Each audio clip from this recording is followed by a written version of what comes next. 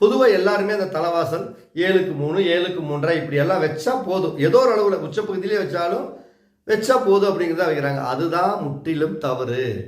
அப்போ தலைவாசலுடைய அங்க லட்சணங்கள் என்ன, அந்த தலைவாசல் எப்படி துல்லியமாக வச்சுக்க முடியும் அப்படிங்கக்கூடிய ஒரு அழகான பதிவை தான் இன்றைக்கி பார்க்க போகிறோம். நம்முடைய சேனலை முதலாக நான் இப்போ தாங்க பார்க்குறேன் உங்கள் சேனல் அப்படின்னா மறக்காமல் நம்ம சேனலுக்கு சப்ஸ்கிரைப் பண்ணிக்கோங்க. தொடர்ந்து நம்ம சேனலுக்கு நிறைய நண்பர்கள் ஆதரவு கொடுத்துட்டு இருக்கிறீங்க. அதற்கு நான் உங்களுக்கு மனமார்ந்த நன்றிகளையும் வாழ்த்துக்களையும் நான் முதல்ல தெரிவிக்கிறதுல நான் கடமைப்பட்டிருக்கிறேன். இப்போ தலைவாசல் அப்படின்னாவே கிரகங்களில் அந்த சூரியன் தான் முதல்ல, அதை நம்ம நல்லா புரிஞ்சுக்கணும். அப்போ தலைவாசல் வைக்கிறதுக்கு என்ன மாதிரி ஒரு விஷயங்களை ஃபாலோ பண்ணலாம் அப்படின்னா, பாரம்பரிய வழக்கங்கள் படி ஒரு முறையும் இந்த வாஸ்துவனுடைய முறைப்படியும் ஒரு விதமும் 2 விதம் இருக்குது. அதில் தான் வாஸ்துப்படி பார்க்கறது தான் இந்த உச்சம் நிசம் அப்படிங்கக்கூடிய விஷயம்.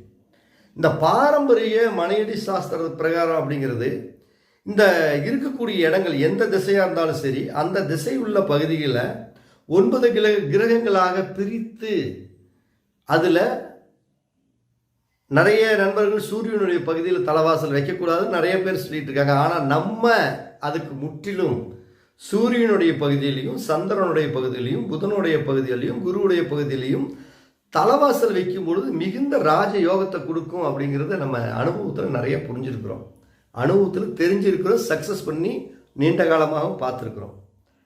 அப்போ வாஸ்துப்படி அப்படின்னா ஒரு படத்தை போட்டு நம்ம எப்பயுமே காட்டுறது தான் நம்மளுடைய ஹைலைட். அப்போ தான் எனக்கு உங்களுக்கு புரியுதோ இல்லையோ முதல்ல எனக்கு புரியணும் நான் சொல்கிற விஷயம். அப்போ ஒரு வீடு அப்படின்னா இப்போ நான் போடுறேன் பாருங்க, இப்போ ஒரு வீடு சும்மா சிம்பிளாக தான் உங்களுக்கு புரியுறதுக்காக தான் போடுறேன், சும்மா புரியுறதுக்காக போட்டுக்கிறேன், அவ்வளோதான். இப்படி வச்சுக்கங்க, 2 பெட்ரூம், இது ஒரு பெட்ரூமு, இது ஒரு 2வது பெட்ரூமு, இது ஹாலு, இது கிச்சன் வச்சுக்கங்க ஒரு பேச்சுக்கு. இது அதாவது இது மேலே பார்த்துங்க, இது வடக்கு பார்த்த வீடுன்னு வச்சுக்கோங்க, இது தெற்குன்னு வச்சுக்கோங்க, இது கிழக்குன்னு வச்சுக்கோங்க, இது மேற்குன்னு வச்சுக்கோங்க. அப்போ இந்த தென்வடல் நீளம் இந்த வீட்டில் ஒரு 32 அடி இருக்குன்னு வச்சுக்கோங்க. ஒரு அளவு சுமார் புரிஞ்சுக்கிறதுக்காக தான்.